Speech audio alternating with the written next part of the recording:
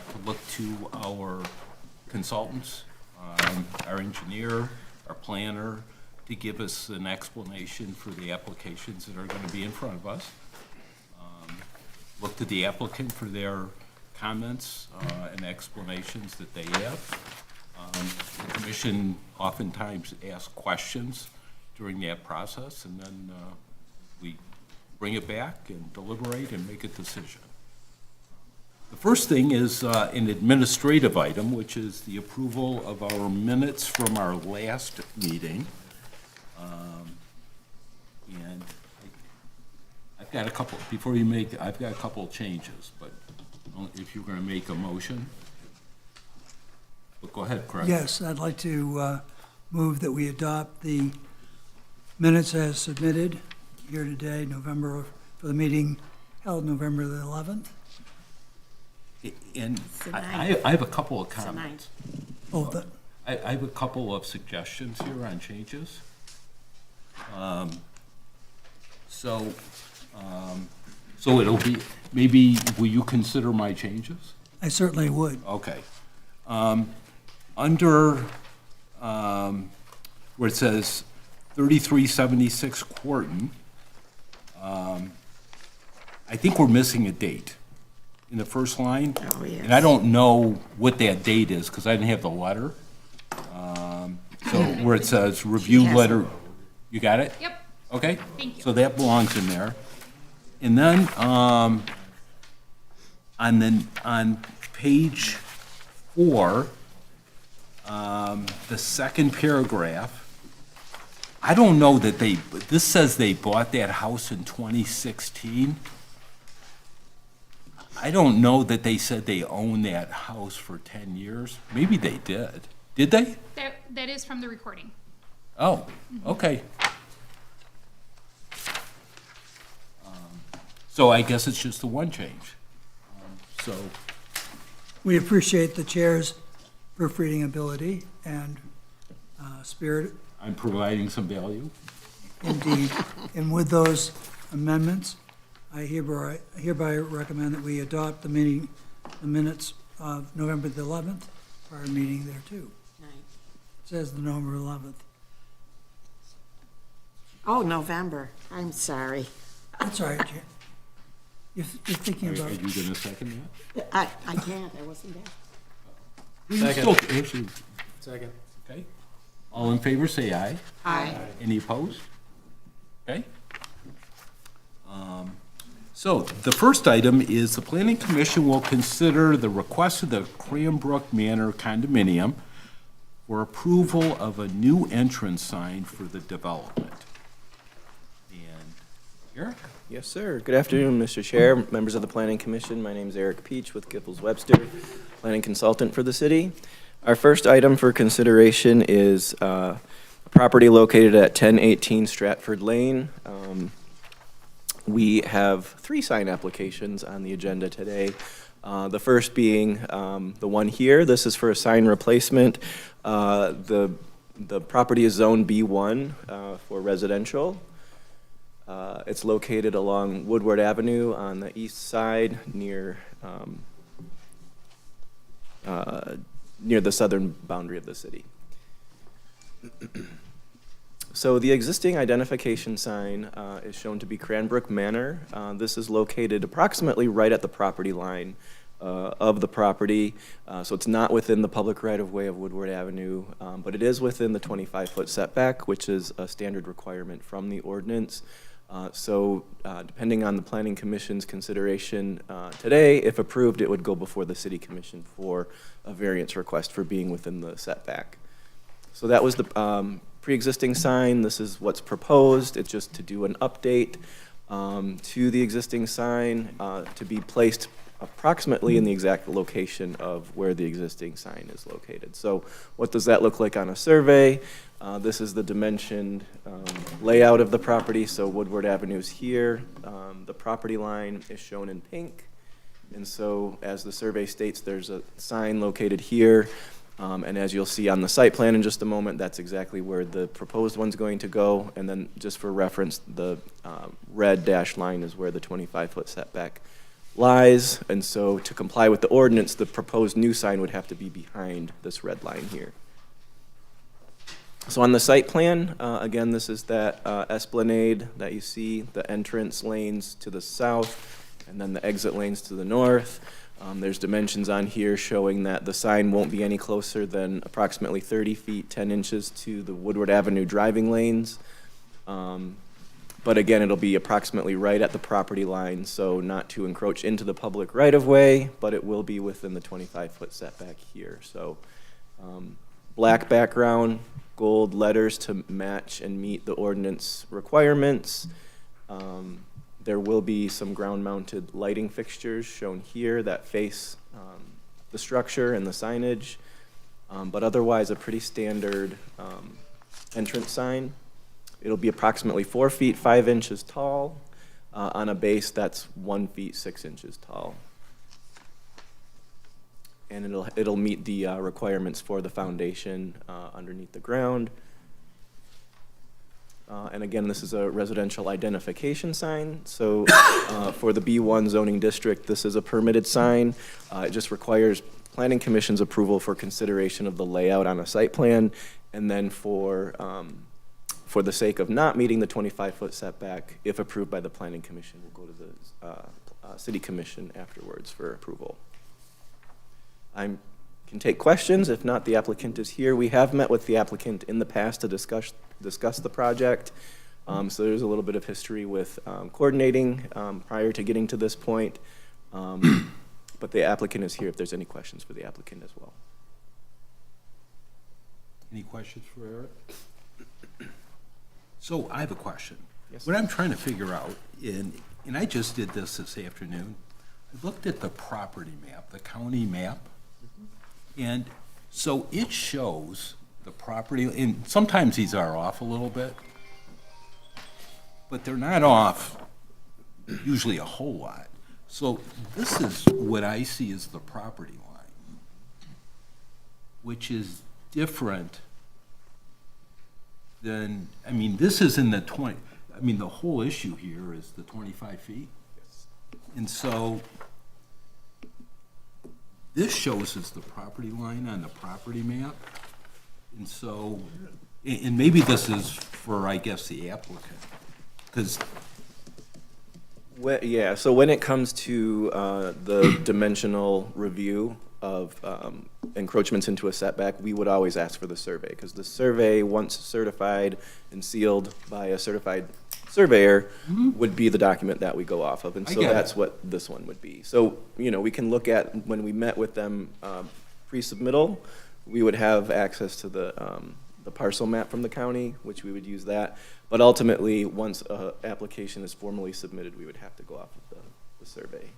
So that Okay. would, all the dimensions would be based on this document here. because the rules say the property line or the right-of-way, it gives us the choice. And I'm just looking at it, this is in the same location as the existing sign, and it's an upgrade. And this is a different line, so, okay. I guess, Leah, do you have comments? I don't. You don't? I just have one question, maybe it's a public safety question. I noticed that the original sign looks pretty much breakaway, easy, somebody hits it. This has got a big concrete chunk at the bottom, which if it's in a location that maybe we're saying is okay, it's close to the road, any concern there at all? It's consistent with other signs that are quite a bit off the road. I think if it was on closer in the right of way towards the curb, it would be a concern, but by the time you run off the road, you could hit a telephone pole or a tree, or I agree. there's a lot of things you can hit, and it's consistent with other signs, how they're set back along Woodward. So I, to that point, thinking back when that car hit the Cranbrook sign and it took forever to get it repaired, is there a way to address the responsibility? I mean, I assume it's the HOA who would be responsible for fixing it if it was hit. I mean, is there anything that we learned from the Cranbrook situation that can ameliorate any concerns about what, Oh, that they take the responsibility to fix it because we are giving them this variance. Well, I do know why that occurred. That was an insurance issue with Cranbrook.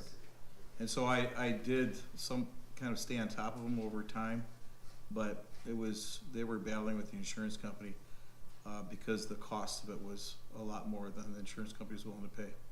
So they decided to wait and fight it. That's what took so long. okay. And the city has no real ability to push that along there or in something like this? I mean, I think if they can show that they're diligently trying to get it done, that's probably the most appropriate way to do it. Taking any action towards it would probably just slow the whole thing down anyway. The sign's clearly an upgrade. Yes. Yeah. No question.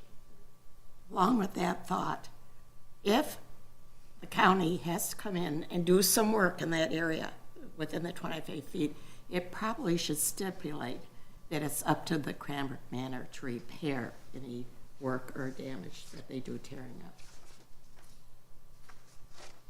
Because that could be a can of worms.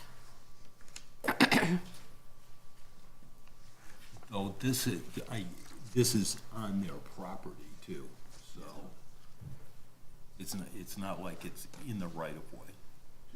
Yeah, but they could still Yep. come in and tear up somewhere.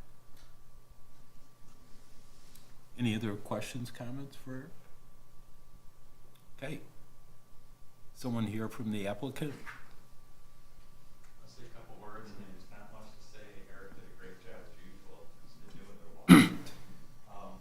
But basically, it's a pretty straightforward sign. It has a concrete base, much like that, but very clean. It has a granite slab with some gold lettering. So of course, we follow the ordinance, and we want to have kind of a sophisticated, low-key look. And to answer your question about Cranbrook, that sign, even though it's concrete, is very sophisticated. It has special mix. It has little grommets, and if you look closely at it, it's a very sophisticated piece of work. So I'm sure that's going to take a lot longer than, it was simply forms of concrete. But of course, the association, they always, it's hard to get united sometimes, but associations would definitely want to make that place look good. They wouldn't go around. So I don't think there's any problem with them repairing it. Whenever a problem occurs, because they maintain it. And it's like you say, it's on a property. Michael, can you look at this? Is that our package? No, this is what's on the property maps, the county's property maps. Okay, got it offline. So, I mean, this is right off so this shows the property line Yeah. here, which sort of actually makes sense. Well, that helps us then. Well, it does. Actually, this wouldn't even be a requirement. Yeah, well, if we go 25 foot from here, I think we'd still be in the asphalt, wouldn't it? 'Cause this is Actually, I don't know, I 17. don't know, I scaled it off. It was like, so, I mean, is this? I mean, that's great. If we can go by that, I'd love it, but. Well, no, I mean, I don't know what your survey said, because it's, The survey is shown here with the package. Oh, you did. well, So it's the last sheet. no, I saw this, but it wasn't really, I don't know. I guess as I looked at this, these, Yeah, right here, that's a survey. And you can see, so I really couldn't pick up, as I looked at this, it Yeah. wasn't clear to me what I was looking yeah, at. there's the island. And I believe that line, I can't see my glass, but that line is what we're talking about. Let's So see. I wasn't Yeah, see sure. the sign is right there touching Yep. that line? Yeah. Yep, so I wasn't sure this is the property line and maybe the property line, I don't know. That's what we're using as a property line there. And of course, this is even in our favor right here, so, Yeah, yeah. But we just thought we'd get a special survey because of the nature of this, complexity of it. okay. All right. That was my only question. Okay. Other comments on this? I think it looks great. Is there anyone else in the audience that has a comment on this application? Okay. Yes, any other comments or a motion or? I'd move to approve the application, for this, site plan variance, right? Site plan approval. Site plan approval, subject to, ultimate review and approval by the city commission. Seconded. All in favor, say aye. Aye. Any opposed? Okay. Good luck to you guys. Thank you very much. Should be in the spring. Actually, when I looked at this almost looked like, I thought I was like looking at a rendition of the Cranbrook sign a little bit. It's got, you know, that base. A little influence in there. It's really good. Very Yeah. handsome. All right, thanks a lot.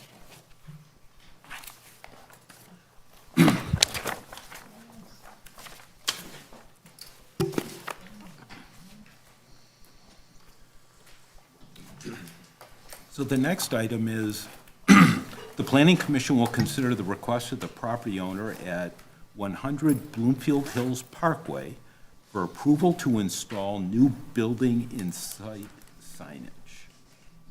Okay. The second of our 3 sign applications is located at 100 Bloomfield Hills Parkway, located just behind us here on Bloomfield Hills Parkway, up against the railroad and zoned O1. So I have included here a wetlands map. There's no real concern. It's just showing that there's some hydric soils where the existing building is located in close proximity to some wetlands area, but no major significant concern regarding that. And then just a zoomed in area that we can look at if we ever need to make reference to some of the surrounding area. So the request that's before you is for site plan approval of certain changes to some signage that exists on the property. So if you look at the first page of the report issued, that the applicant is seeking to install 1 new wall-mounted building sign and to repurpose 1 ground-mounted sign structure to use as directory signage. So as you can see, that existing ground sign is located right at the entrance and exit to the site, and then the wall sign will be affixed to the building along the western edge there to the front. And then our review of the site plan application determined that there's 4 different variances that would need to be considered by the city commission. Those are, number 1, to allow the use of an existing non-conforming ground sign as a directory sign. Number 2, to allow a wall-mounted building sign to be installed 32 feet above the grade in lieu of the ordinance required 20 feet. Number 3, to allow a wall-mounted building sign to consist of the name of a building tenant and a company logo. And then number 4, to allow ground-mounted directory signs to consist of company logos. So we'll get into the details of those as we go through the presentation here. So the proposed signage is highlighted in green. So, I'm sorry, there's wall-mounted address signs as indicated at number 1 and number 2. So the next few pictures will show that the building has existing address signs, which aren't specifically part of this application. They're just there for reference. Item number 3, this is the ground directory sign. The structure is there for signage, but to repurpose that requires approval and approval from the city commission. And then the wall-mounted building sign over in this location here. So this is the existing building. If you drive by, currently has no signage on top. Here you can see the reference to the address sign on the lower part of the building. What's proposed is a building sign, by definition, which allows for buildings to consist of a sign with the building's name or the address of the building. And so the only time a tenant name would be allowed is if the applicant could confirm and verify that the name of the building is also the name of the tenant. And that's not what you see here. Harness is a tenant. that there's also a company logo, which is not allowed on building signs by definition. So what's proposed on top of the building is shown here, a sign plate or sign face that's 12 feet by 2 feet. And then dimensioned in here are the text lettering, which is 1 feet 8 inches by 9 feet 5 inches. And so the company name is Harness IP. So as part of the overall name, IP is kind of integrated into a company logo here. So the ultimate overall consideration is for a tenant name and for the company logo to be considered for approvals as well. So otherwise, the sign meets the dimensional standards for a wall sign. The fact that it's 32 feet on top of the building is one of the requests for city commission approval. Otherwise, the ordinance says that it would be limited to 20 feet. And then moving on to the existing ground-mounted directory sign, this is the existing structure shown here, so they would just like to repurpose that.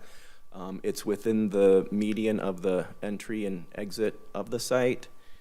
So what the proposal is to include tenant names of the building, which is what directory signs are allowed to use as.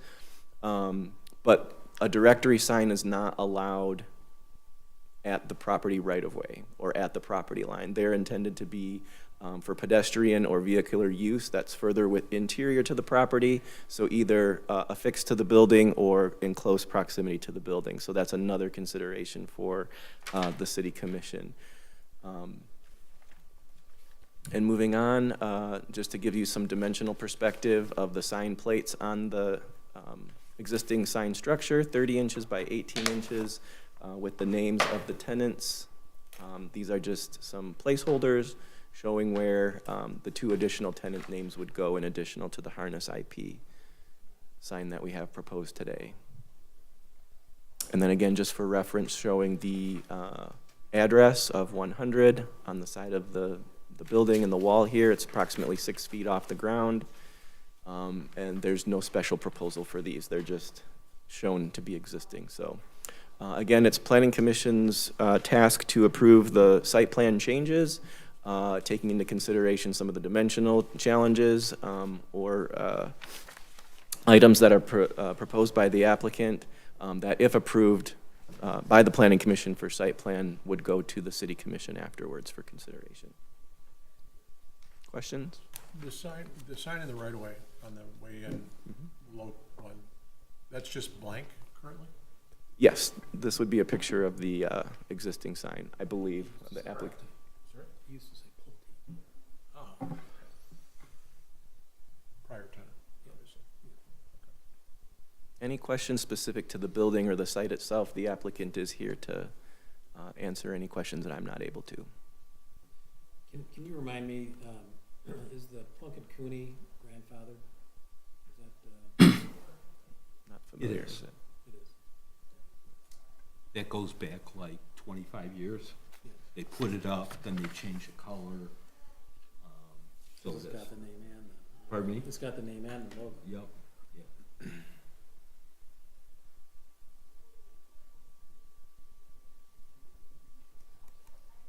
I don't know if this is the right time to ask, but what's the reason that it needs to be 60% higher at 32 feet than the 20 feet? So, yeah. Let us know who you are. Yeah. Good evening. I'm Chris Kajoyan with the Kajoyan Companies, joined by Scott Reynolds, our architect, who's worked on the actual technical details of the signage. So this building and then the next agenda item are been in our portfolio for many, many years. Pulte called this their headquarters for many years until they moved to Atlanta. So the reason for this signage change is obviously we're trying to re-tenant the building now that Pulte's been out.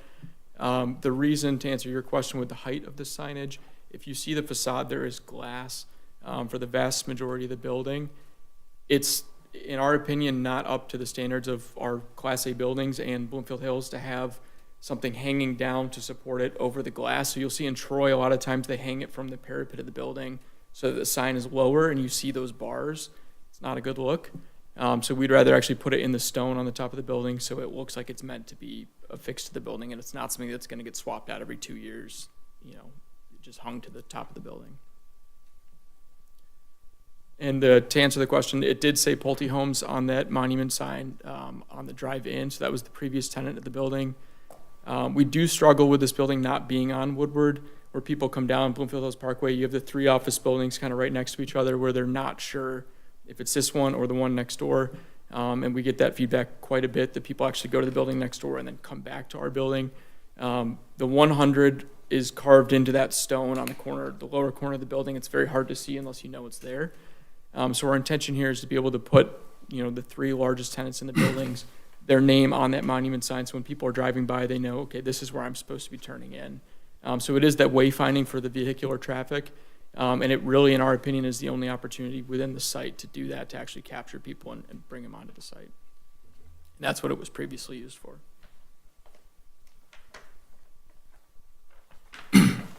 When people use their GPS, I know with my house, it sometimes takes someone to a different house. Does the GPS not take them to the building? I think it depends on what service you use, whether it's Waze, Google, Apple. But because the drives are in pretty close proximity to the building next door, and we actually have 2 entrances. One's kind of a back service entrance that's further, I believe, west than this one. We actually had a showing with Harness before they signed the lease in the building, and they went to the building next door.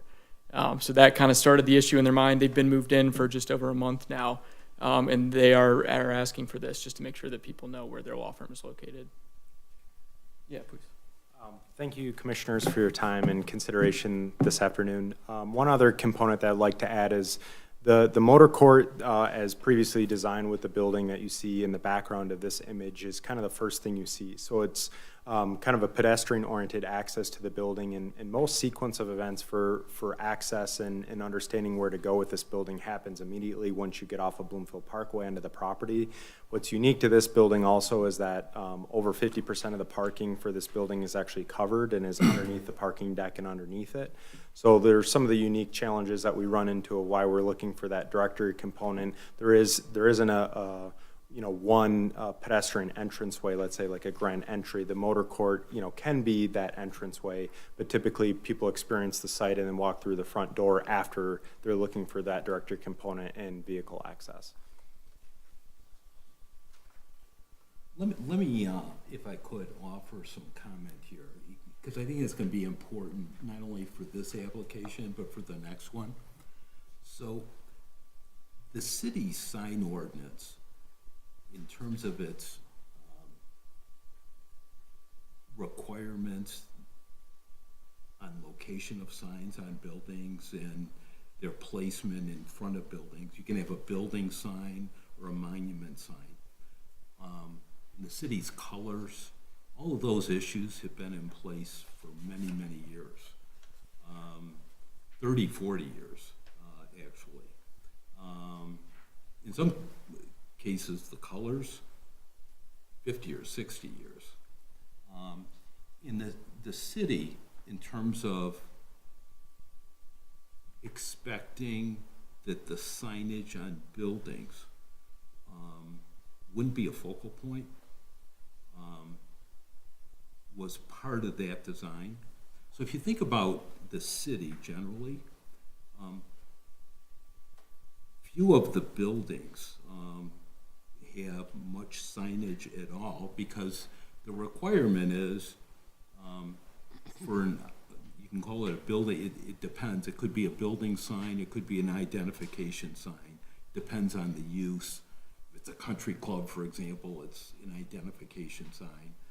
Condo development, it's identification sign. Here, it's a building sign. But in all cases, it's been to keep a reserved approach to signage. So if we think about signage in the city, and think about some of the more prominent buildings, the buildings at the southwest corner of Long Lake in Woodward, nice buildings. They both have a sign it's a limestone sign with with the name of a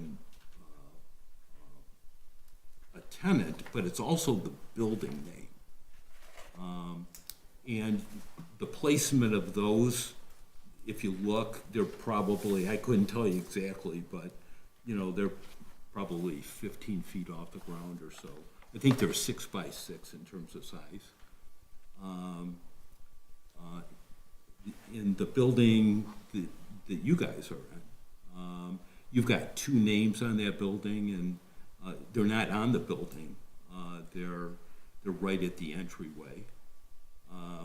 And that's sort of an exception, but I don't really want to go there at this point. We'll just let that go. There's a new building that went up in, just north of Northern Trust. That gentleman spent millions of dollars built. He's got a beautiful building. And he came to us 4 or 5 years ago, maybe 3 years ago, and needed signage on his building. And we explained to him, you can have a building sign, you can name your building, or you can put the addresses there. And the directory sign is up by the building. And the rest of the buildings in our city are that way. Now, Troy is a much different animal, and most of the communities are, in terms of allowing signage higher on buildings. The lighting is different. Here, though, we've set the standard that goes back 30, 40, 50 years.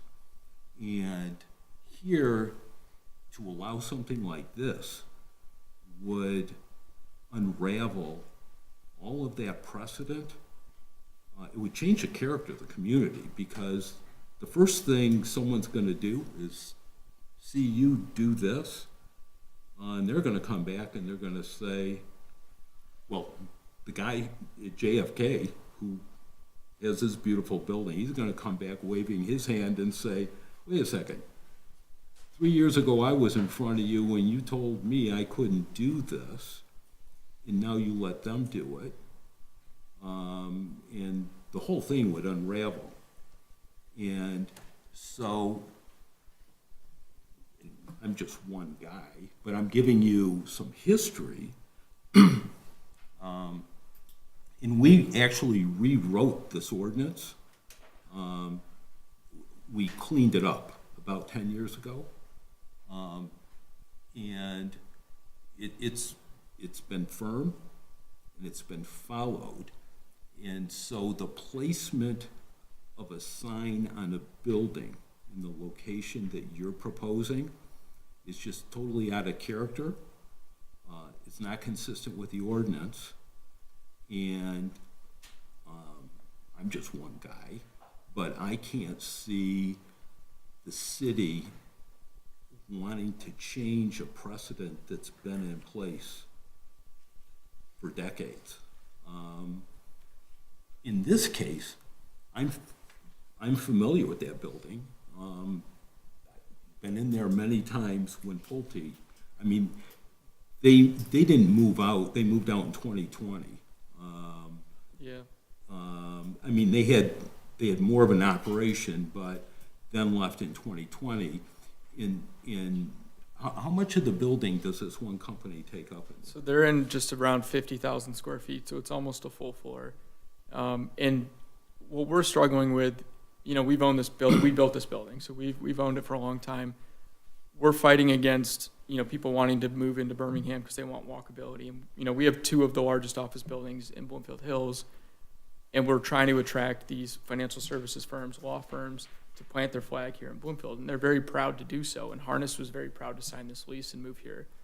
You know, they want that identity, though. What comes with a 50,000 square foot lease or being an anchor tenant in a building where someone drives by and they say, oh, that's the Harness Dickey building. That's where their office is. And so it's hard for me leasing a 200,000 square foot office that's been empty for 5 years when I can say to Dykema or someone that's coming along and is in the market, hey, sorry, you can't put your name on the building, but they can go to Birmingham and do it, which they're going to pay 3 times the rent. So we're trying to offer companies a great opportunity to be in a great area that, I grew up in, I respect, and I think we tried to put together a respectful signage package that does meet, the colors and the intent of Bloomfield Hills and the prestige of Bloomfield Hills. And I think there are a handful of examples throughout the city that do not conform with the signage. There are a couple newer places that have monument signs that are not conforming to my understanding. And I think again, we try to take a approach here that we're not trying to put multiple names on the building. It's going to be the Harness Dickey building and just Harness IP logo on there. And then adding 3 plaques to the existing monument sign that's there on the road. So I understand what you're saying. We're not trying to be Troy where there's 8 names on a building. Even if you go by our buildings in Troy, we don't have multiple names on the building like that because we do think it looks cheap. It makes the building look bad. But I'd ask, the JFK building north of Long Lake, I know they've struggled to lease that building. They just signed their first large lease in there. I can't imagine the stress that they're under right now, with that being new construction. So I think being able to put, one name on a building and a monument sign or a directional signage on the road, you can keep it with the standards of the city, as I think we have done, but still allow us to be competitive against the neighboring cities when we're trying to recruit tenants. So why not, you've got a monument sign, why not just put their name on the monument sign? I mean, I'm not sure you're gonna be I don't know what anyone else is gonna say, but I can't imagine us changing the height on a sign. I mean, there may be 1 or 2 exceptions, and they're grandfathered in, and they go back years and years, and there was a particular reason why those were grandfathered in. So you solve your problem if you just take the monument sign and put Harness on it. And so they've got their naming rights, and then you can put a directory sign up closer to the building, and then up closer to the building,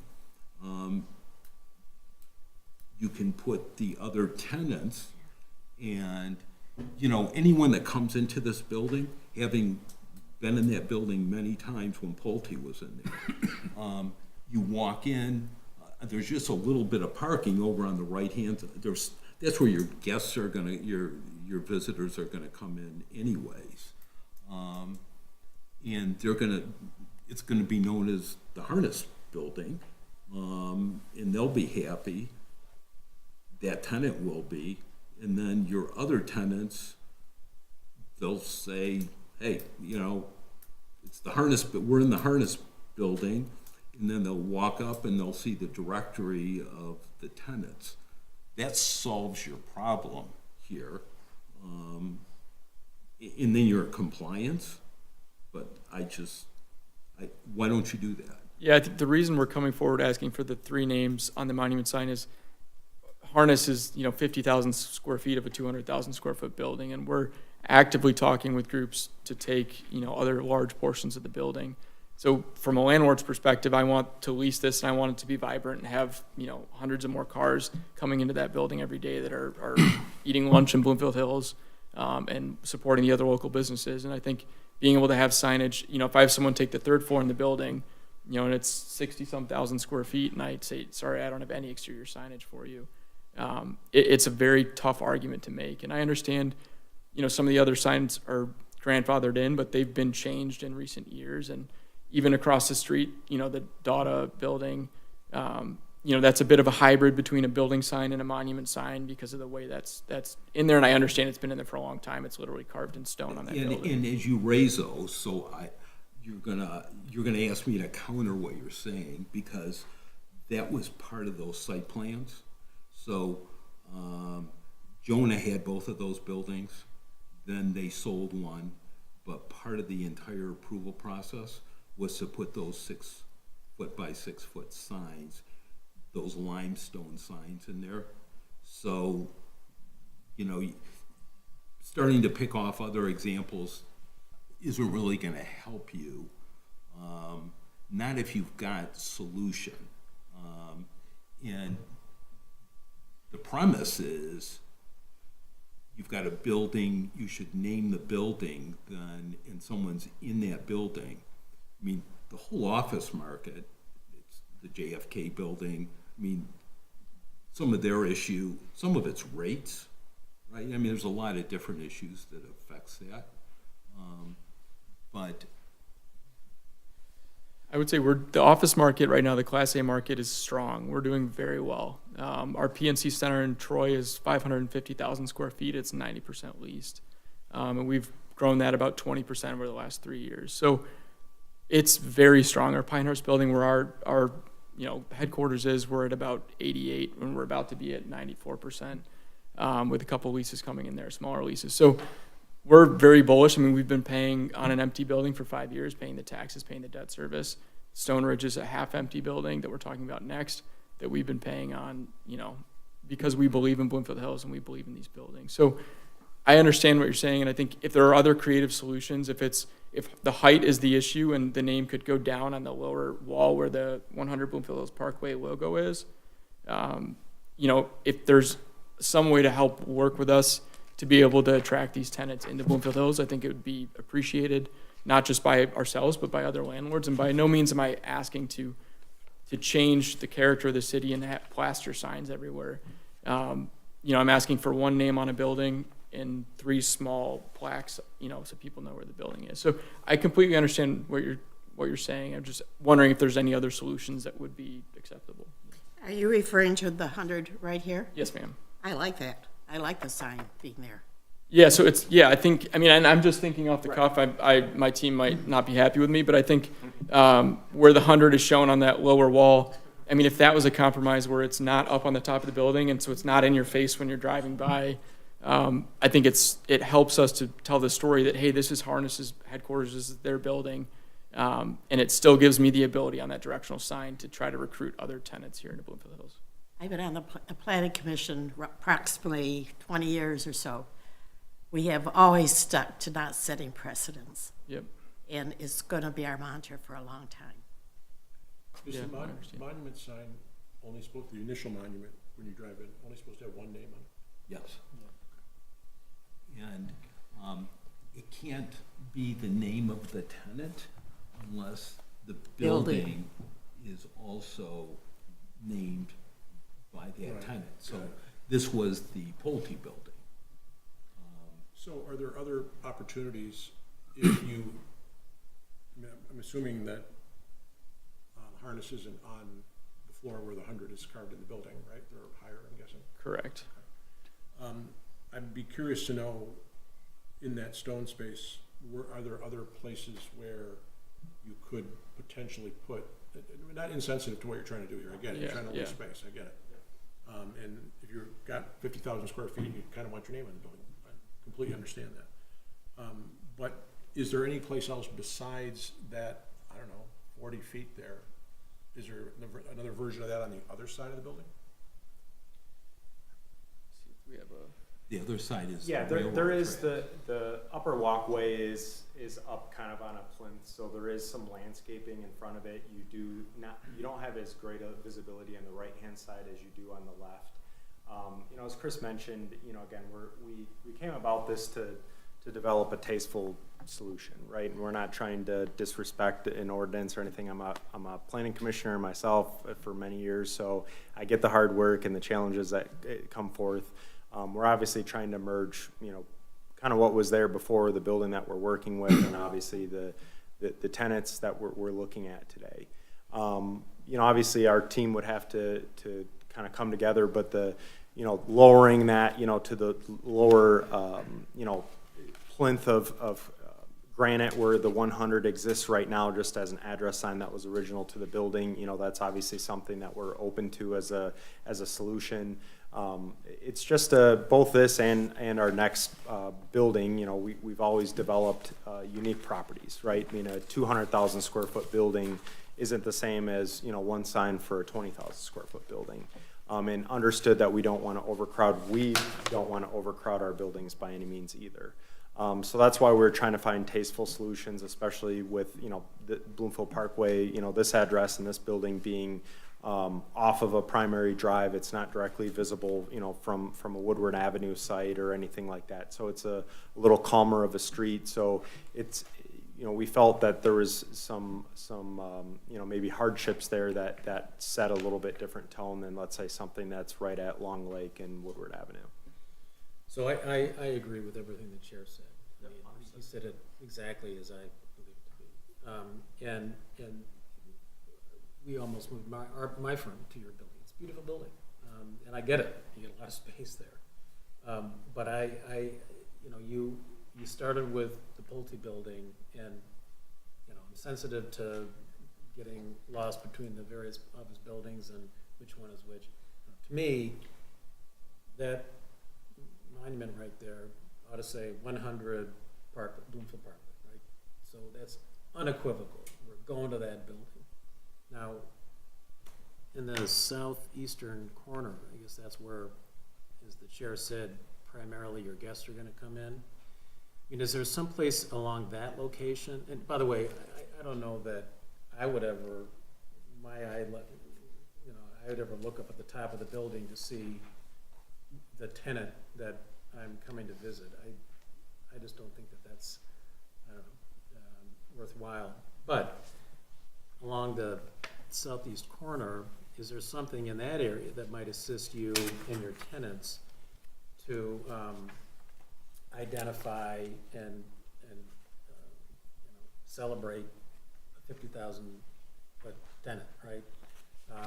At the point where the guests are coming in, so they've come to 100 Bloomfield Parkway, they're directed back to where the guests are going to park, and then there they see your important tenants. I mean, is that something that is? Yeah, I think we could take a look at a pedestrian sign like that would help, you know, and see if there's a way. I mean, that will help once someone's already parked and is out of their car and is walking the building to confirm that I am at the right building.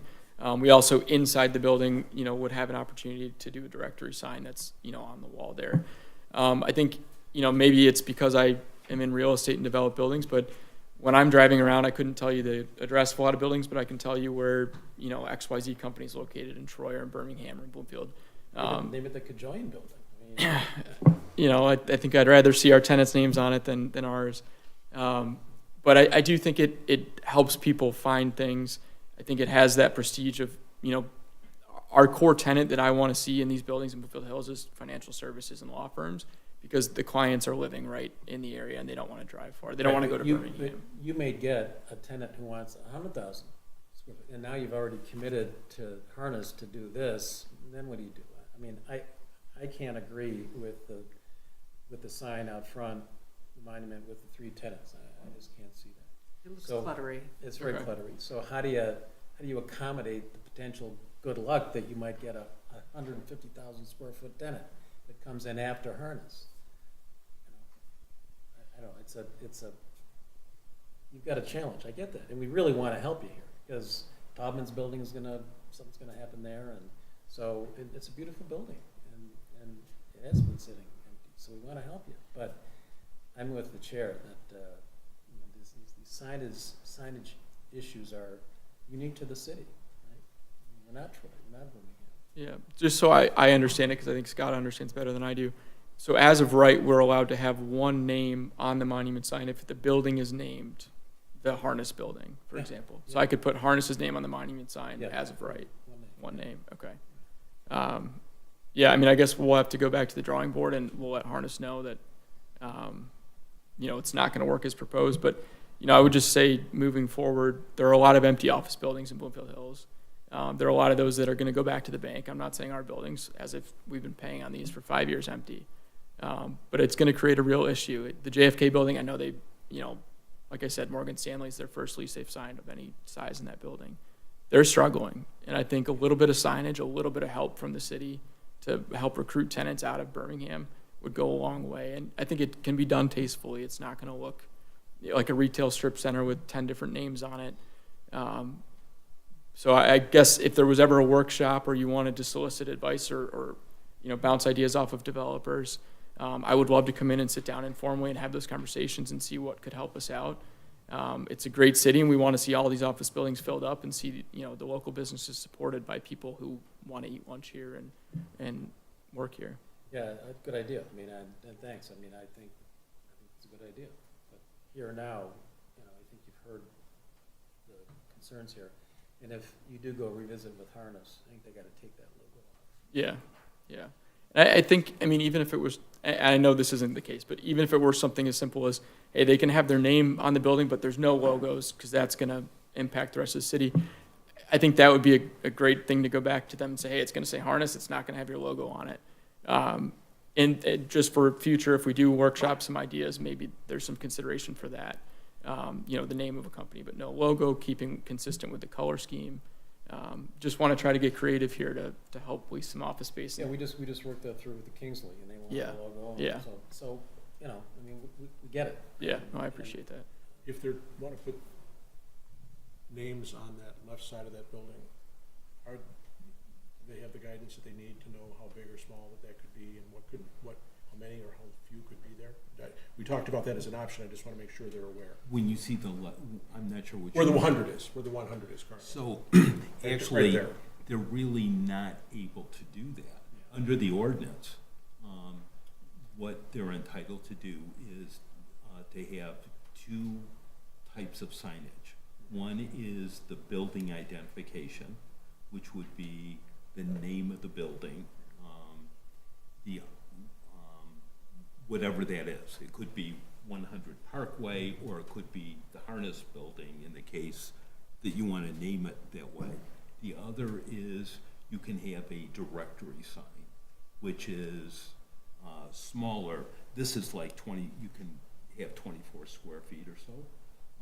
The directory sign is going to be smaller, I think like 16 square feet, and you can list the tenants, and it's designed to be closer to an entryway, so that when you walk up to the building, so theoretically, I'm going to the Harness Building, someone pulls into the parking lot, then they walk up to the entryway, and you can have like a roster of tenants.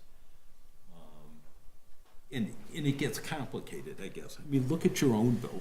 Right now, you have it labeled as Comerica in Honigman. You've got a lot of other tenants in there. But, those guys are taking up more of the space. And so those other tenants, they probably tell their customers, come up to the building that you see Honigman Comerica on. The daughter building, sort of the same way.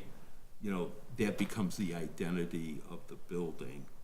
And I think, as the other commissioner said, I think everyone wants you guys to be successful. Yeah. And, balancing that out. Yeah, no, I understand. I had a meeting yesterday with a prospective tenant that's deciding between North Troy, one of our other properties in Bloomfield Hills. My lease rate's $10 less in this building, and I can get really aggressive on tenant improvements. And I tried throwing a ton of money to say, hey, get in this building. It's a great fit for you. Put you right off the lobby, financial services firm.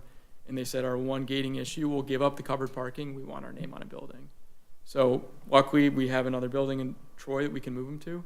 But we're trying to fill up this building right now. That building doesn't need any help. So it is a large issue. Greg? I think this building is one of my favorite buildings in the city of Bloomfield Hills. I'm also, Chris doesn't know this, but I was a tenant there, and I was a financial services company, small but mighty, but also an appreciation for monumentality, the sense of place, the beautiful art. This was a Ross Roy building, as you may remember. Chris, you were in kindergarten, but as I recall. Or maybe not. Or maybe not.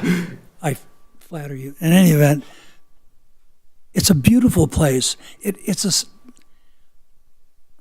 Personally, I would love if you would consult with some of the architectural gurus that we have that come before us. There are people here, and we could name names, and I'm sure the chairperson could tell you, whisper the secret names of people that really have a sense of place and art and how it is to live here. I live just down the street from this place. Why did I come? Because it was one of my biggest clients, Ross Roy. You may remember the guy that bought all of the marble for that place and the sense of the entry to the place and the art and the view and the sense. It's magic. And we don't want to screw it up. And I'm so appreciative as a taxpayer and also as a neighbor in this community that you have this building, you've not lost it to the vicissitudes of business. And it hasn't been, I know it hasn't been easy. I'm a business guy, and a lot of people here on the commission are business people. We understand what you're saying. But stay the line. And it seems to me that I'm thinking about how I walked into the place for the times that I walked in and how I enjoyed the beauty of walking in. There's plenty of space in that entryway to be creative and come up with concepts that would appeal to your high-end financial service people that have the bucks that will pay the rates that you want to get, that you have to get to stay in business. End of preaching. I probably don't have a vote on this matter, but I probably will vote because I'm a former tenant. I don't know if I have to not vote, but we want you, you can tell by what everybody's saying here, we want you guys to succeed. And it's a beautiful building, but darn it all, we don't want a bunch of clutter. And yes, you got to sell your product, we understand that, but you should be so happy that Harness signed up. Good Lord, international global client, and congratulations. But don't give up, is my message. So maybe some takeaway just on this building. Having signage that's up on the building like that, that's probably gonna be a non-starter. Okay. One guy's opinion, but I think, That was my point too. I think you're gonna probably find that's gonna be a common thread.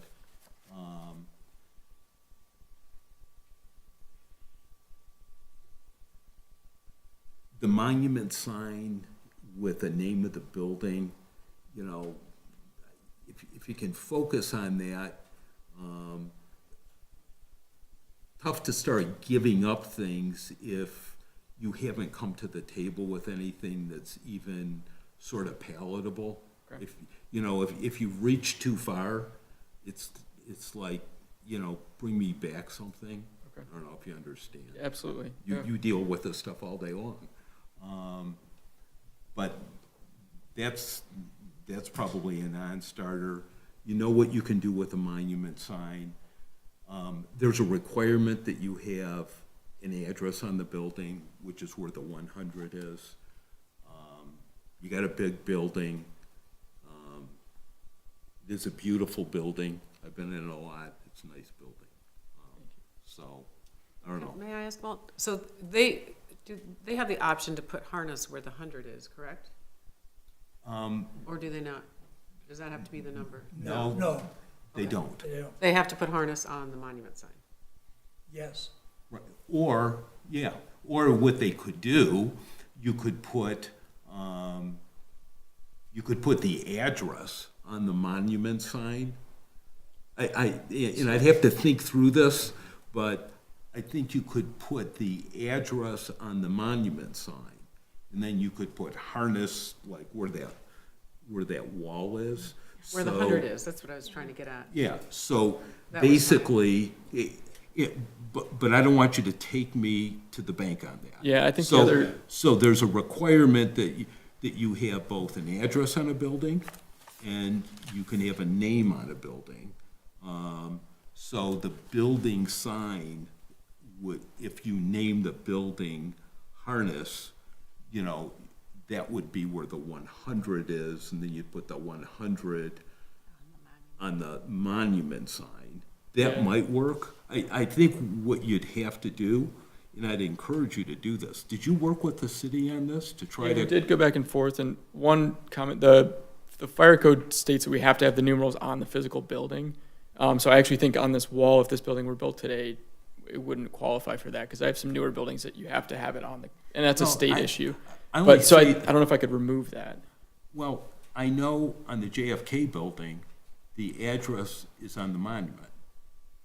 So, He's actually right, it's supposed to be on the article doesn't require okay. that. What is the JFK building? It's the No, I building. know, but what, is he correct? Is the address on the monument and not on the building? It probably have both.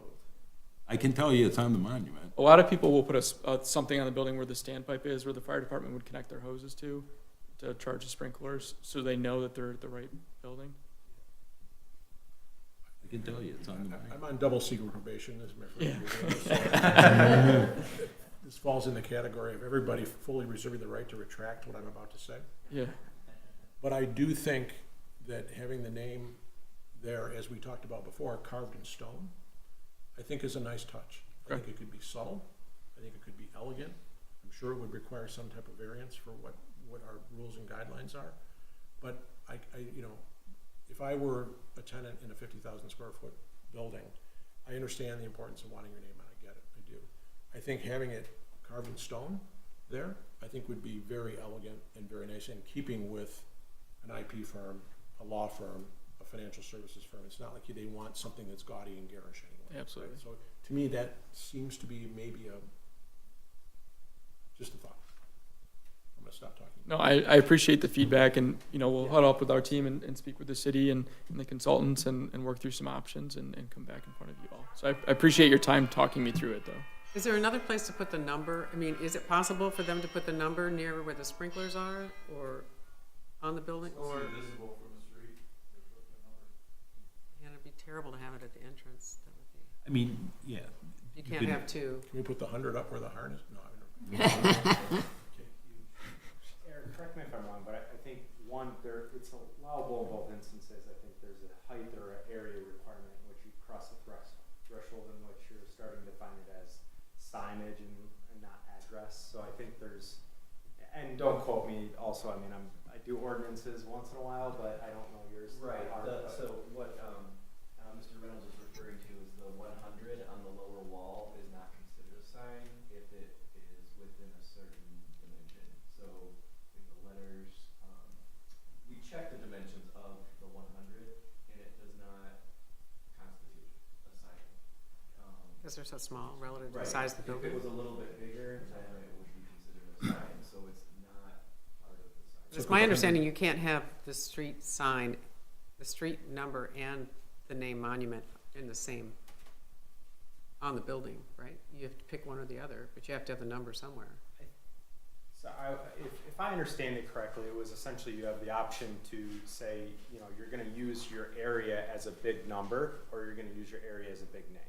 And then beyond that, yes, by fire code and other things, you need to have the address somewhere, because that's just a fire issue, and obviously we want that probably, and the most likely, so, but it's that size requirement, because I did work with Eric and his staff, obviously reviewing this, and from our first submission to the second one here, we clarified how tall that was, how much area it was, and obviously it falls below that threshold. That was obviously installed originally to the building, maybe even today, it might be something that needs to be a little smaller, something different, but that's been carved in there for 40 years. But to the point, we were just acknowledging that because it could be considered both ways. But in this instance, we're obviously looking to name the building, versus it just be the an address number. Little bit of added history, and I got this from, I can't remember his first name, the patriarch of the Young and Young firm. Roger and Todd Young's father. Who would that be, Amy? What was it? Don Paul. Don Paul. So he knew the city well. His office used to be in the Fox and Hounds, and did a lot of architecture. As he explained it many years ago when we were talking about signage, the buildings in the city used to go by their number. So if you look at many of the buildings in the city, it's a number. And that's how, many years ago, the buildings were named in our city. Honestly, I can look at this building and I can see a bunch of options, I'm not gonna say them now, because they're really, they would require variances, and I don't wanna promote something at this point that's gonna require a variance. I can tell you what the rules are. I can see options. I see that wall, and I can see different things happening with that wall. But we have rules. There's not many exceptions that are granted, and in recent years, there've been none. We've just sort of stuck to our precedent. Remembering you got a building name in a directory, and maybe you can sort of work by. This is gonna be a different situation than your next one. At least here, you have one entry. You know, your next building is more complicated because you got multiple entries. This is a simpler situation. So I think, you know, maybe go back. And to Commissioner Hostler's comment, what happens next week if the guy who wants 150,000 square feet comes back and comes to you and says, you know, where is my name gonna go? You know, and you don't have to answer that, but it's complicated. For sure. I'd rather have one tenant in the building. No one likes to move into an empty building, so I'm happy we have Harness in there now. I think it's gonna help us get some more people and more life in the building. And if it's a big enough company that wants to take a big enough chunk of space, we'll be back in front of you with them at our side asking for their sign. So we'll get more creative, and we'll work with the city staff and the consultants and see if there's some other options we can come up with. Okay, so, so I guess there's two motions we can make here just to deny this. Are you coming back, or? I would ask that we have the opportunity, if you could make a motion to postpone, allow us the opportunity. We need to have a conversation with our tenant, you know, just so I don't believe if it takes it off the table completely, if there's a denial. I guess I'm just looking for that to still be able to work through this to find a solution if you Resubmit. correct, versus starting over. Go ahead, I'm sorry. Go ahead. I'd like to make a motion. Yes, sir. I'd like to make a motion to table this application. I'll second. Okay, all in favor, say aye. Aye. Any opposed? Okay. We appreciate the discussion. Thank you very much. Thank you very much. Good luck to you. So, Eric, I guess you get to talk more about science here.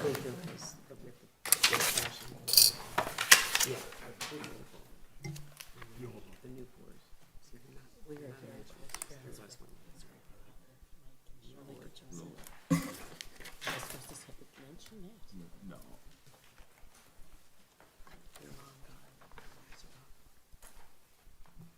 Okay, buckle up. This one's a little bit more intense, complex. So, another sign application located at 41,000 and 41,100 Woodward Avenue.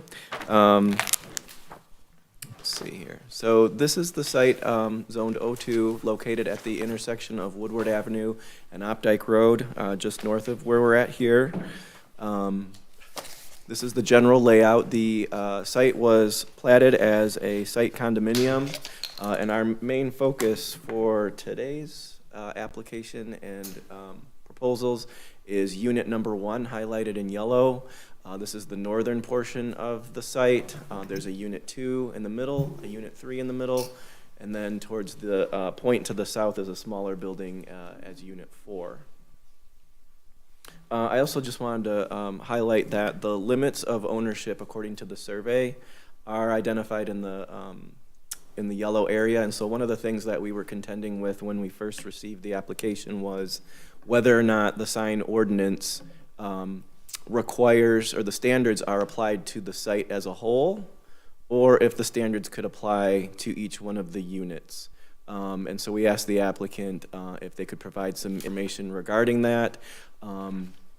They've responded that the unit 1 is independent of the others, and that seems to match what the survey labels as a limit of ownership. So the ordinance standards as applied for this particular project is the site that's highlighted in yellow, which is unit 1. So, Yep. I'm sorry to interrupt you, but, so the reference to the condo plan 362, that is, in Stone Ridge Office Park, that is only Unit 1? That's, that plan, that master deed, is that true?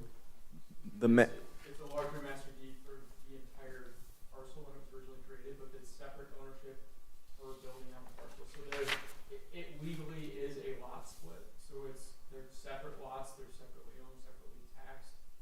It's just the mechanism to do that at the time was a condo association versus doing a traditional lot. I just remember, and this is apples and oranges, but Unit 4 had, when it was transitioning to a new owner, there was issues with parking, and there was kind of a cross, not to use a cross reciprocal, but there were parking issues that flowed from Unit 3 to Unit 4, and it got kind of complicated. Does the signage issue have the same interrelationship with the other units? No, so we actually own, to the north, which isn't plan north, the convertible area is the parking deck. So we own that as well. That's, the parking deck that serves our building. So the way we function in a condo association, wherever it is in the state, we own Unit 1 and the convertible area adjacent to it. So that unit has to self-sustain its own parking, signage, everything is specific to that unit. I'm going to confuse everyone a little bit more when I tell you that our building is actually has two addresses, it's two separate buildings. But we're not tied into Unit 2 or Unit 3 for parking. We maintain our own parking lot. We can't park on their side, they can't park on our side. So the general versus limited common areas, as far as signage is concerned, doesn't come into any analysis here that we need to worry about? The only thing that is shared amongst the buildings is the retention pond to the northeast on the site. The signage between the building, the other units, it's not a shared allotment between them. They're considered separate parcels. Well, but the parking there was shared parking between. There may be between the other units, they may have an agreement, but if you drive through there, you'll see we seal and stripe our parking lot every year. So the darker black parking lot, that's what we own. They can't park on that, we can't park on there. So if 3 and 4 had an agreement to share parking, Okay. share costs. So that's you're separate. telling us that Unit 1 is really a standalone for all purposes, That's essentially? correct. Okay, thank you. And I guess not to throw a wrench in that, but we did have this issue with this other building. And I still had in my files the master deed. And according to the master deed, this building, I mean, you can look at this as a recorded document. This building, I mean, I remember this really well. I think I found all this as we ended up reviewing that other building. This is all within this master deed, if you want to look at this. Yeah, no, it is within the same master deed. And what happens, Chris, is the master deed has provisions for signage in it. I think ultimately, you've got a bunch of, this is gonna probably land in the same place as the earlier one did. But just so we're starting off with an accurate footing, so what you have is you've got all these buildings. This is your building here. This is building 2, building 3, building 4. All of these buildings are within a master deed. And all of these buildings have a shared common area. There's a limited common area, there's a general common area. And based on your master deed, both the limited and the general common area are defined as common area in the master deed. And under your master deed, it specifies what's permitted in the way of signage. And so the entire, when this was approved, it was approved as an entire site plan. And so all the pieces have to move together. Actually, all of the parking, in terms of the number of spaces, actually, and I can show you that, I'm not gonna go through it here, all of the parking is controlled under the site plan for all of the buildings. And according to this, you're responsible for getting the association's approval for any changes in signage. So you're gonna have to unravel all these pieces, as you move forward in this. Yeah, so we wanted to come to the city and understand what's possible and what we would be able to get through. The attorney that originally was involved in that deal, who was in his early 80s, Bill Barris, still works in our office, and is prepared to work through the documents with the co-owners. There's been multiple, Unit 2 has sold twice in the last 5 or 7 years, so there's been a lot of change. So he's gonna have to work through with the association actually implementing those. Was that Bill Myers? Bill Barris. Okay. Oh, I thought you meant from Dykema. No, I'm saying. Okay, because on our side. Dykema is the one that Yeah, drew yeah, this up. yeah. Okay. So, in answer to your question, Will,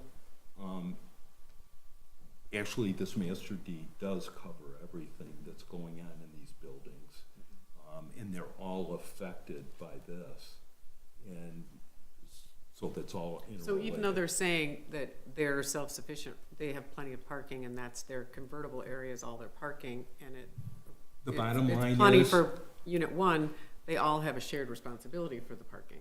Right, so what Chris said, I don't know that that conforms with what I read in this master deed. I think there's a little, And not only, this is not only my reading, Dirk went through this back then when this issue got raised, and this is one entire site, and all the parking, it's all tied together. I sense there was maybe a lack, I don't know how much everyone talks in terms of the people in the association, but it's all tied together. So, and I'm gonna leave that now. I think you guys need to look at that, because I think what your understanding of what you communicated to Commissioner Hostler doesn't agree with the master deed. Okay? yeah, we'll take a look at that. Okay? So go ahead. Sure. So just to go back to when we initially received the application, that was our starting point, was to get some direction in terms of, does the ordinance apply to the site as a whole, or can we apply the ordinance to just Unit 1? And so there was some conversation with the applicant, and with the information that we have, with the statements that were provided to us, we began the process of review by focusing primarily on Unit 1. So if it's a different direction that we're required to go, that being the site as a whole, then we would just have to take what's being requested and apply it and redesign, reallocate it to go from Unit 1 to the entire site. So with that being said, I just want to lay out for the record what it is that the applicant is requesting. So on page 1 of our review letter, there's 6 items that are for consideration by the Planning Commission. The first being for one wall-mounted building sign to be on top of the southwest side of the building. Number 2, for a wall-mounted building sign on the top of the west side of the building. Number 3, one wall-mounted building sign above the back building entrance. Number 4, one ground-mounted directory sign at the main building entrance. Number 5, one ground-mounted directory sign at the back building entrance. And number 6, one ground-mounted directory sign at the main building entrance. And so, again, this site is zoned O2, and within the O2 zoning district, a site, that being, again, Unit 1, is allowed or permitted one building sign and one directory sign. And so that's why the layout of the 6 different signs within our review is determined, because that's in excess of those one sign each. So that's what's being proposed. There's a number of existing signs that are on the property now, most of which are being removed. Moving on from Planning Commission's consideration, there's a number of items that would need to be approved by the City Commission. And so moving on to those items, number one, the city commission would need to consider the allowance of 3 building signs in lieu of the 1 allowed by the ordinance. Number 2, to allow 3 directory signs in lieu of the 1 directory sign allowed by the ordinance. And then number 3, to allow 1 existing non-conforming directory sign to remain with modifications. So that takes into consideration Unit 1 as a whole, but as it pertains to each individual sign, there's variance requests that would be required to be granted for sign 1, and we'll get into the details in just a moment, but I want to make the statements for the record that sign 1's request to allow a wall-mounted building sign to be installed 24 feet above the grade in lieu of the ordinance required 20 feet, and for sign 1 to allow a wall-mounted building sign to consist of the name of a building tenant. So moving on to a proposed sign number 2, its requests for variance would be to allow a wall-mounted building sign to consist of the name of a building tenant and a company logo. 2, to allow a wall-mounted building sign to not face Woodward Avenue or Opdyke Road. And 3, to allow a wall-mounted building sign to be installed 24 feet above the grade in lieu of the ordinance required 20 feet. And then of the last proposed sign, they would be requesting to allow a wall-mounted building sign to consist of the name of a building tenant and a company logo, and to allow the wall-mounted building sign to not face Woodward Avenue or Opdyke Road. So the layout of the site, as was stated, the building is in 2 different wings. 41-100 Woodward Avenue is the one that's closest to Woodward. 41-000 Woodward is the one to the east, closer to Opdyke Road here. The directory signs are shown in brown, and then the building signs are shown in black. So that's where the existing signs that are currently on the property are located. The layout of the proposed signs, there's 6 total, 3 building signs and 3 directory signs. So not to be confusing, it's a little bit jumbled here, but the applicant has a layout showing the numbers of the signs from the application standpoint, but we rearrange the order of the signs just based on their intensity or their significance on the site. So sign 1 is located here at the corner of the building. This is kind of the most prominent one. Sign 2 is shown here. Again, this is a wall-mounted building sign. Sign 3 is another wall-mounted building sign shown here. So the green are the wall-mounted building signs, and then the signs 4, 5, and 6 are the ground-mounted directory signs. So getting into the details of where these signs are located and what they're all about, the contents of them, this is sign 1. Again, this is this portion of the building that is closest to Woodward Avenue, so it has the most prominent visibility from the street. Again, only 1 building sign is allowed on this building, so that includes both the east wing and the west wing. The sign is not permitted to be above 20 feet in height. Only the name or address is allowed, similar to our previous conversation at 100 Bloomfield Hills Parkway. No tenant name, and then in this particular instance, there's no tenant name that's identified. So upon initial review of this application, we had reached out to the applicant to say this would likely be an issue because we would need to have the specific dimensional standards of the sign in order to have that to be taken into consideration. But they opted to move forward with just a placeholder at this point in time with the full intention of meeting all other standards of the ordinance in terms of the color, the size, and those types of dimensions. But as you see here, the sign is limited to 20 feet in height, and the space where the existing sign is, which is the address number, is approximately the same location. So they're asking for consideration to just make a replacement at that height on the building.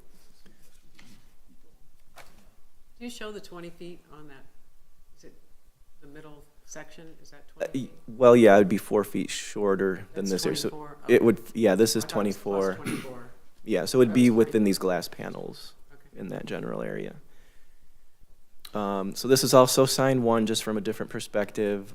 For dimensional sake, it's approximately 87 feet from the property line off of Woodward Avenue. And then the text down here just indicates that the sign, for all intents and purposes, is intended to meet the standards of the ordinance. This is where that sign would go, sign one, and then this sign, the address, would be removed from the building but not replaced. And then just giving some zoomed-in details of the dimensions of the sign. Again, the issue is that there's no name at this point in time, but if the name that is eventually proposed there is not the name of the building, then it would be a tenant, and as we know, a tenant name is not permissible, so that would require consideration of a variance from the city commission. So it would be affixed to the building as standard. They did provide the details in terms of how it would be affixed to the building, and not showing the mounting details. Moving on to sign two, this is the second of the 3 wall-mounted building signs. Again, only one is allowed, so this would also require a variance. It also exceeds the height limitation of 20 feet. And there would be no logos, as you can see here. I believe Nielsen is an existing tenant, is that correct? Yeah. But unfortunately, for this particular type of sign, a building sign, you would not be able to have the logo of the tenant. So this is just giving some different perspective. This is that large parking lot out in front of the building. So this is where that wall-mounted building sign would be located after the removal of these existing signs that are in front of the, would be requesting that sign. On the back side of the building, this is the third of 3 wall-mounted building signs. This is for the U of M Center for Reproductive Medicine in Bloomfield Hills. What's there today is the address of the building, which will be replaced with the sign on the right. This sign has a logo, the U of M, Block M, so that requires a variance.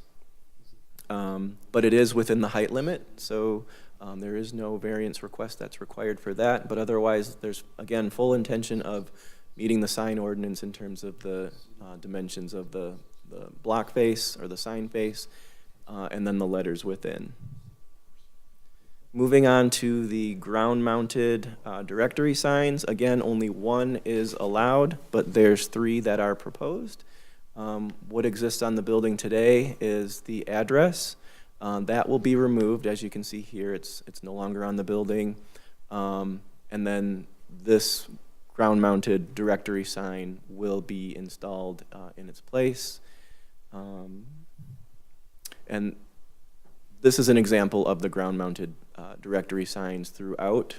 So this represents all 3, essentially, of the directory signs that will be placed around the building.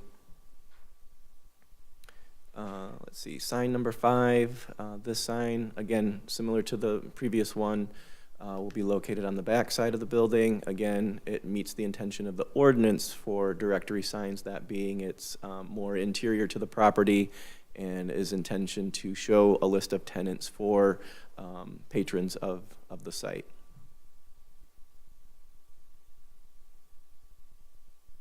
Let me see. Yeah, these are both sign 5. So again, just showing what's proposed for this ground-mounted directory sign. Sign 6, this is the third of the directory signs. This is again the front of the building, next to the Nielsen Law Firm sign on top of the building. And it would have space for 4 different tenants.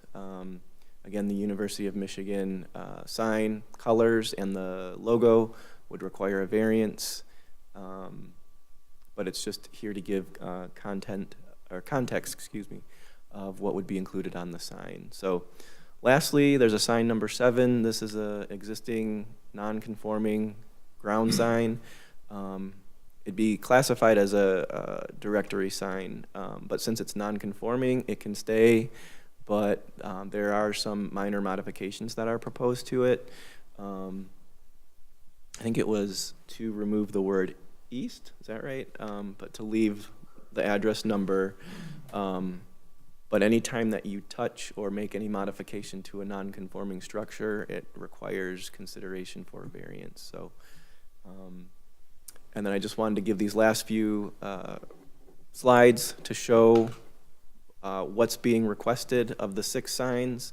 Again, only 1 building sign is allowed and only 1 directory sign is allowed. So there's a lot of moving parts with existing signages, some being removed and being replaced. But ultimately, there's 6 signs being proposed in addition to the non-conforming existing sign. And then this is the list that I read off to you for the record of what would be required by the city commission for their consideration. What's on the top is for the site as a whole, that unit 1, and then pertaining to the individual signs that are proposed, those would be the corresponding variance requests. And then just for your reference, if there's any discussion on it, what are the existing signs on the property today? There's 4 on the west wing and 5 on the east wing that were identified. So again, the applicant's here to kind of get into a lot more of the details, but that concludes our review and what the Planning Commission is to consider today. I just have a general question, and I guess this is directed to the city attorney. My understanding of how this office park was originally proposed and approved was this condominium and the site plan was presented to the city, it followed its machinations, and then it was approved. Master deed as being a part of that. In the master deed, the restrictions, article, whatever it is, includes references to signs in the master deed that was part of the site plan that the city approved, requires that the association first review any request by a unit owner to modify, change any of the signage, and then that the association has to approve it. Has the city, have you looked at this, and do you have an opinion on whether, before it comes to the city now, to the planning commission for modification, that it needs to follow the master deed that requires the association to first address and approve proposed changes before those proposed changes come to the city for review and approval? I have not reviewed the master deed at this time. Based on the discussion, I think it's something that needs to be reviewed to respond to the earlier discussion. A condominium is governed by the master deed. The terms of the master deed control the entire site, and it is very difficult for a master deed to break down the different individual condominium lots that are sold off. They'll break down what regulation on what area of the limited common elements, general common elements, and it will go through all the requirements such as for signage. So really, all this is going to be guided by the master deed for this particular condominium. So yes, it's going to need to be reviewed to get the rules straight. Thank you. So, you know, I know you're here to get some understanding and guidance and start this process. Seems to me that it's being done in reverse, that as I interpret the master deed and what's being asked for, and as Eric said, you know, buckle up, that these requests are first apparently to be submitted to and approved by the association, even though it's evidently just related to Unit 1, it's still, by your own master deed, requiring the association comprised of all the unit owners to review and approve it. So, have you guys given any thought to that, and why you chose to do it this way rather than following that process? Yeah, I think, you know, again, I'm not an attorney, I don't have our attorney with us tonight that reviews these matters, so I will be consulting with him. I know he referenced the documents as far as the unit lines when the city asks a few questions back and forth.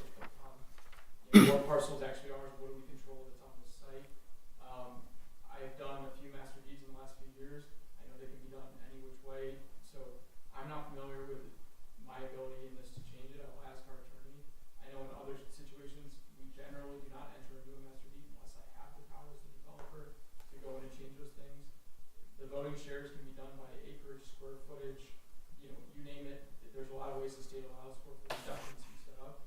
So to answer your question, no, we've not gone in front of the association. There's not an active association that's, you know, holding monthly meetings. There's annual financials and things that go out, based on some shared elements such as their retention pond. So I'll consult with my team on that. I think I'd still appreciate to be able to have the conversation with you all and get some feedback on the signage. You know, we submitted this nearly 3 months ago, so I don't want to lose another few months, you know, going to the association and then coming back in, because I have tenants that are asking me, hey, what's possible? The University of Michigan's calling him twice a week saying, what's the status of their signage? And we told them, you're not going to get a colored sign on there, not a chance. And they said, please do us a favor and ask for it. So I want to manage those expectations with current tenants and prospective tenants, and to be able to tell them it's a non-starter, it's not going to happen. We've already had these conversations. And I don't want to have to wait 3 more months to come back in and have that conversation. Yeah, totally get that. But, I mean, I think you can appreciate, nobody wants to waste time and energy in working through a lot of the details only to find out that the association rejects it, right? Whatever is proposed here, and we go through and give you some, you know, approval or not approval. Here would be a, you know, approve your application or reject it. Or do we have an advisory opinion? I don't know, but I'm just troubled by a review of the master deed that does what it says. And it seems to me, just my opinion, subject to city attorney's guidance, that it looks like your association, in however it's composed, has a veto power over whatever may be approved by the city.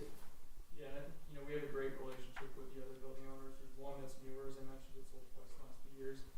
So I personally don't know them, but the others in the park, I would be shocked if they were not supportive of updating the signage, because most of those buildings are struggling. Yeah, I mean, if we had a letter from all the other unit owners saying, hey, you know, give our authority to Chris, good, you know, but we don't have that. Yeah, and that might also not be what's called for in the document. So that's, I need to have that reviewed, and I'm in agreement with that. But I would appreciate soliciting some feedback tonight. Let me propose this. Let's give them a little bit of feedback. Yeah. To Commissioner Hostler's point, I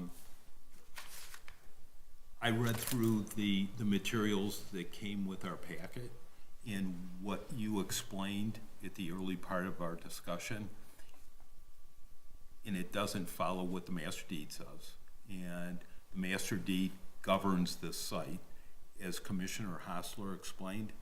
This was one large site approval, except for the building on the south side, which looks architecturally different. You know which one I'm talking about? Yeah. Okay.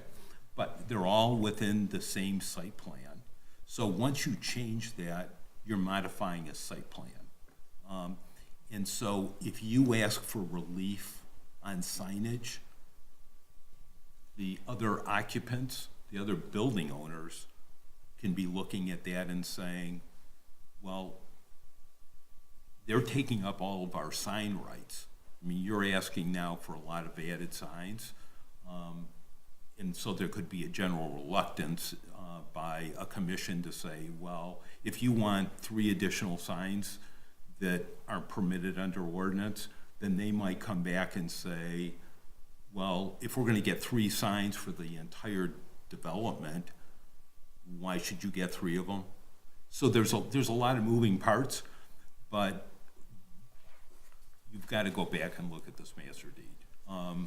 But I think we can give you a couple comments. I mean, generally, I think there's going to be a reluctance for the signage that's set higher on a building than is permitted by ordinance.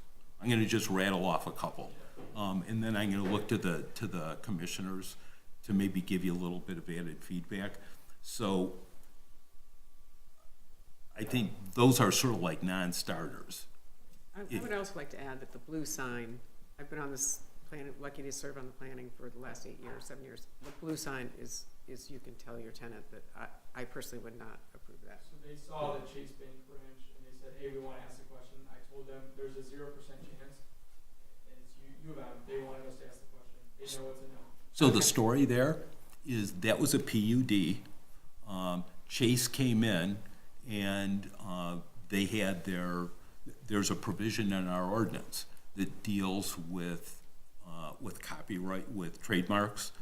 So that's sort of like a one and done situation, basically, is what you got.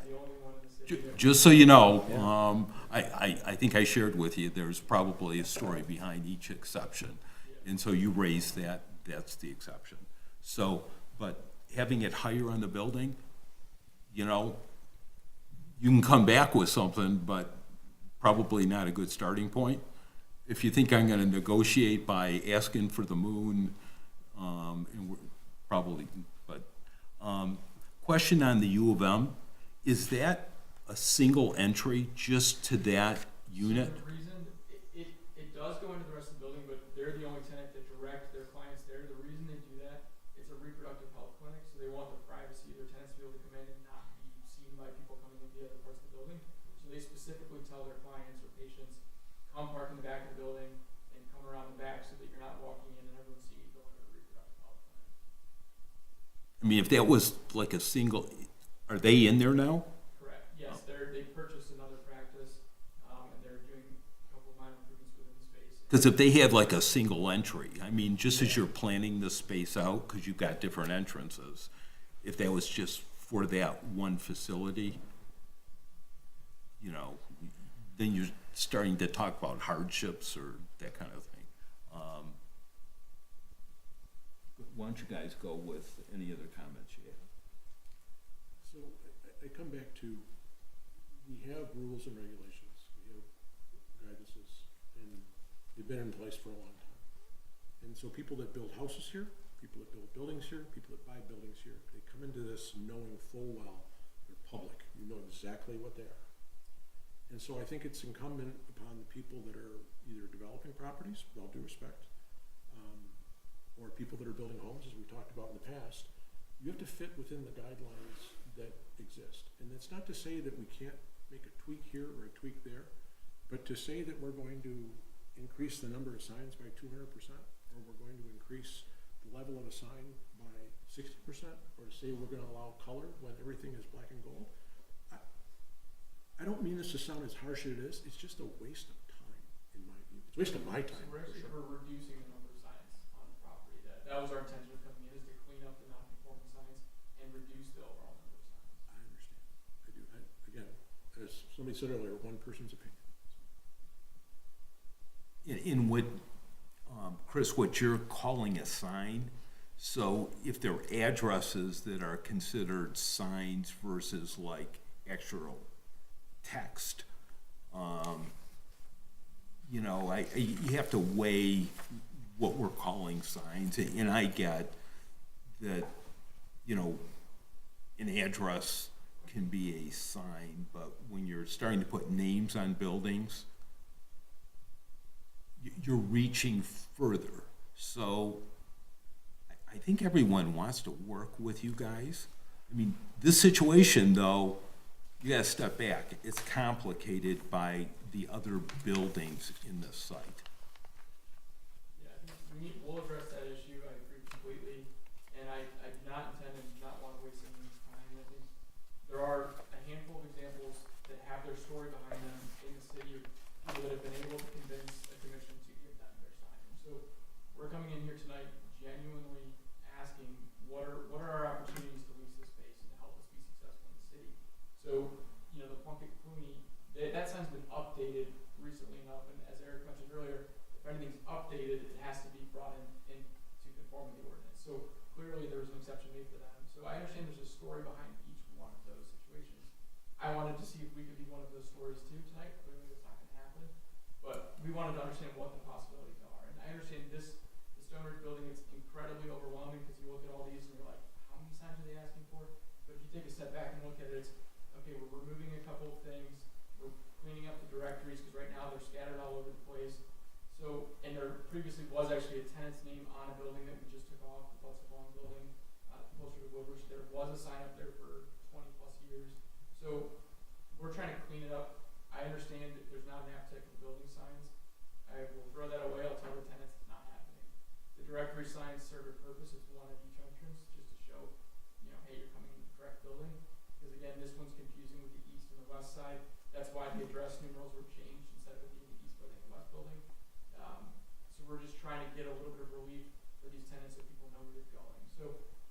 we're happy to come back, you know, get rid of the building signs, because clearly those aren't going to happen.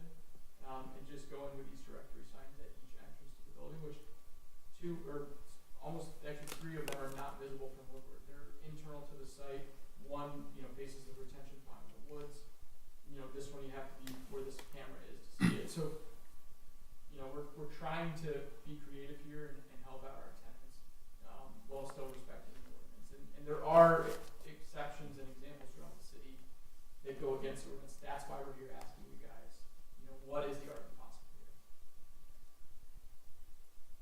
My example of the U of M sign, where you have something that's set in the back of a building and you've got sort of a sole source entrance or user, you know, look at the circumstances and see if there's something that you can make a convincing case for. You're certainly not going to be putting maize and blue. I mean, Commissioner Commissioner Fisher, not that I have anything about maize and blue. I had two sons going to school there, but Commissioner Fisher is not only on the Planning Commission, she's on the City Commission. So those are sort of non-starters, but use your circumstance. You know, if you've got like an entry that's principally this one use, you know, maybe you'll get, you know, someone's ear here, but don't put them high on buildings, you know, start at a place that's reasonable. Any other comments from anyone? Other than, I think it would help to have, to the extent you can, gather up an association and Oh, some yeah, I feedback mean- from your other unit, you know, to come in with a some kind of agreement, or even in just in principle, that we can see that, look, everybody's been contacted here, and this is the feedback that we're getting from everybody. I mean, I think that would go a long way towards motivating, to what the chair said, maybe some step-offs from the strict enforcement, right? Because now you've got your other unit owners in support of what you want to do. The other thing, we've talked about this before too, we set precedent here, right? So whatever we agree to with you, that's public record. Every building in So this. all of a sudden now, whatever we agree to, well, you did it, Yeah. you know, yada, yada, yada, right? So I know it sounds like maybe we're being stingy or we're being whatever, but we assume that whatever we agree to, we're ultimately gonna have to do for everyone. Make sense? Sort of, Yeah, no, absolutely, and that, it goes back to, I would love if there was an informal opportunity to brainstorm some ideas. Even if you wanted me to get some of the other struggling landlords in Bloomfield Hills where these empty buildings are sitting, and we could come and sit down and talk about these things. We're, you know, trying to find ways to be successful. The Parkway building alone is multiple millions of dollars a year that's paid on an empty building. Understood. So we're trying to be respectful. I didn't think the Parkway building was offensive at all. This one, I understand there's a lot going on. We begged U of M, please do not make us go and ask for maize and blue. Not only because I don't want to see it on my building, but we knew it was going to be a hard shut down there. So I'd love to be a resource to start a conversation or to see if there's any leniency, or any way to get creative on signage in the city of Bloomfield Hills. Well, you can start with our city manager, who will, you know, coordinate, discuss, and In last thought, the ordinance was reviewed in its entirety in 2015, and we wrestled with all these comments, and that's where comments of, like that architect, Don Paul Young, who came here and said to us in our group, that's the way the city's always been, and I don't think, you know, in other communities we see the names on the buildings emblazoned. There's just not an appetite for that here. Try to think, I mean, you know this, just think understated elegance. Yeah, absolutely. If you can come up with something that's understated elegance, you're on the right track. Yeah, okay. So, does anyone want to offer any other comments? So are we denying this or tabling this, or what are we doing? I would ask if it's easier to table it, so we're able to clean this up, greatly reduce it and simplify it, and it's gonna be a faster means for us to come back in front of you. My preference would be to table it rather than having to start from square one. One caveat, and Commissioner's gonna make a motion. One caveat, though, is you've gotta address the master deed, though, in an honest way. Yeah. So make the motion subject to. Right. We'll table it, subject to the handling of the master deed. Right. Yeah, we won't come back in front of you until that is put to rest and we have to sign off with the other owners. Recognize the city attorney, please. Yeah. Mr. Chair? Yep. I just want to clarify, the comments about the master deed, I have not reviewed it yet. There's a lot that goes into a master deed. There may be language in the master deed that doesn't necessarily control at this phase of the development. A lot of it controls, how many units have been sold. I don't know where this development is in the process. So I would caution reaching any conclusion about specific language you may have reviewed in the master deed tonight. I don't know the impact of it in total. So I just wanted to caution that. Yeah. To your comment, Mark, no one's drawing any conclusions regarding the master deed outside of the fact that Chris said that this property was not encumbered by the master deed.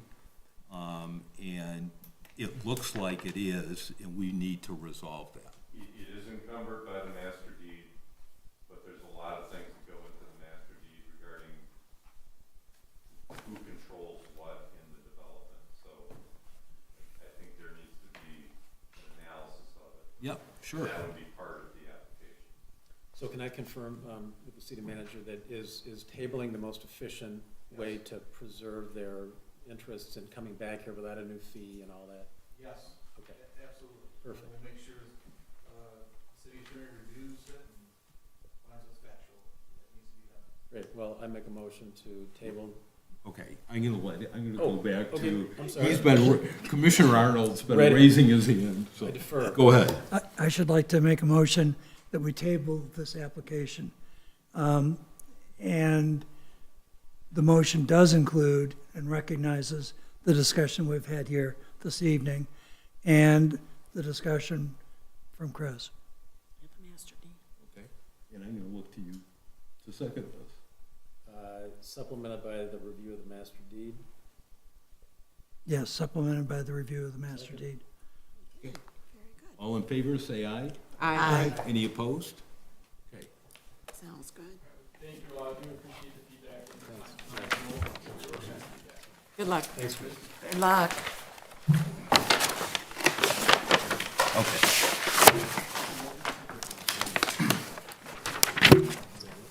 No, wait a second. So that's our last agenda item. However, I want to set aside a minute to recognize two people that are here this evening that are not going to be here at this meeting next year. The first is Lauren. Lauren has been with us the last 2 years. First as Mayor Pro Tem, and then as Mayor. So for everyone that understands how all this works, when you're Mayor Pro Tem and Mayor, you get to serve a dual role, both on the Planning Commission and the City Commission. And so Lauren has been doing that the last 2 years. And I think you've done a wonderful job. It's been an honor to be on this commission. Not only the individual items that come in front of us, but just as mayor in making sure that the Planning Commission, Thank you very much. gets its level of Thank you very much. Love the city. consideration.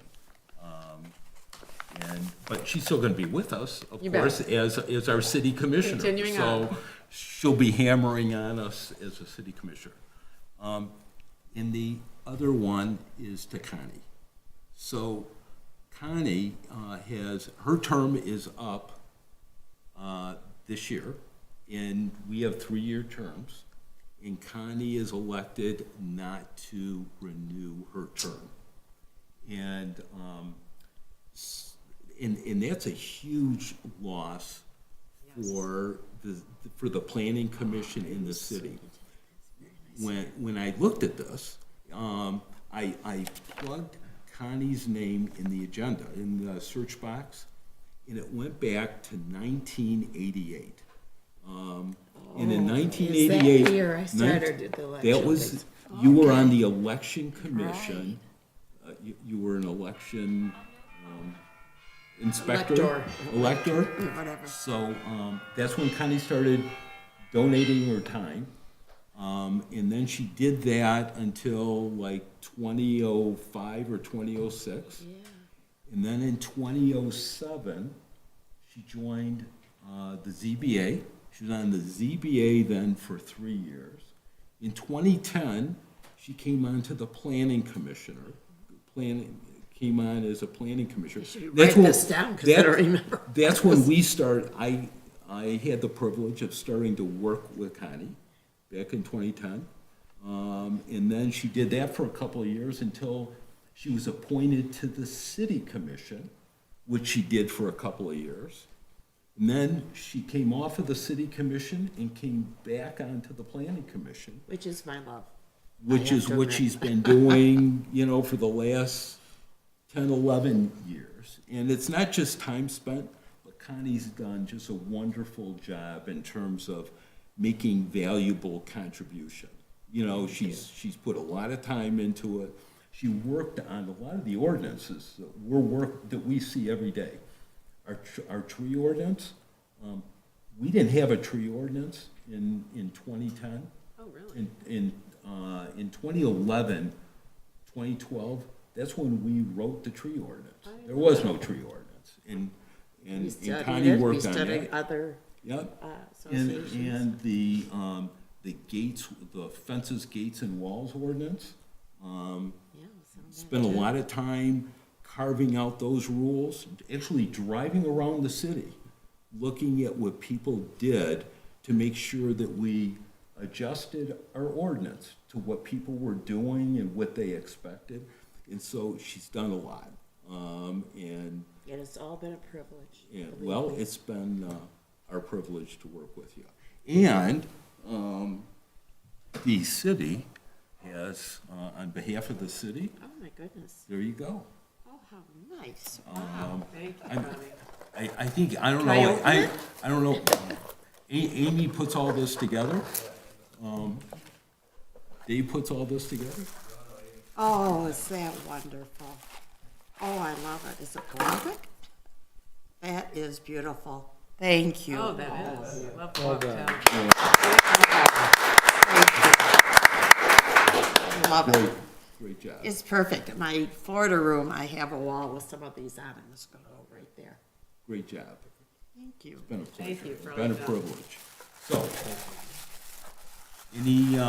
any other parting thoughts here or anything? Have a great holiday, Merry Christmas, Happy Hanukkah, everything else. I don't know if anyone has anything else to say, but if not, Thank you.